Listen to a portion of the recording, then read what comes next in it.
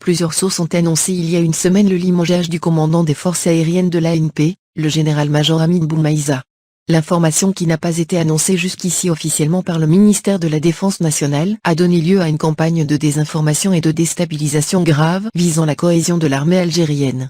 Un site algérien connu pour être la cassis de résonance d'un clan lié à des résidus de l'ancien appareil de l'ex-DRS dissous est allé très loin dans les accusations lancées contre le commandement de l'armée algérienne. Pour ce site, le général-major Boumaïza aurait été démis de ses fonctions pour 3 raisons.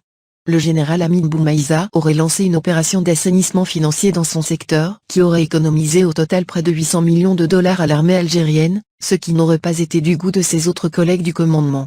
La seconde raison qui expliquerait la révocation du général serait d'ordre politique. Le général-major Boumaïza n'aurait pas caché son soutien au Irak et son opposition à la répression de ce dernier. Sur le plan politique, Hamid Boumaïza s'est distingué de la ligne politique austère et dure adoptée par Ahmed Guensala. Et pour cause, il a très vite exprimé son refus face à l'implication de l'armée dans la politique durant la période du Irak. Il a exprimé son refus des arrestations mais aussi l'interdiction de l'emblème Amazi et les arrestations intempestives de militants et journalistes.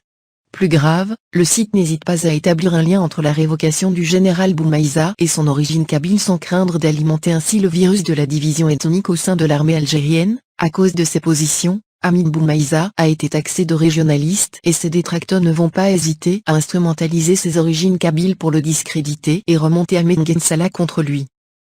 Une fois de plus, l'absence d'une communication officielle de la part de l'armée algérienne laisse libre cours aux affabulations de tous ceux qui ont intérêt à déstabiliser l'armée algérienne et de cibler sa cohésion alors qu'elle en a plus que jamais besoin dans une conjoncture géostratégique régionale des plus difficiles.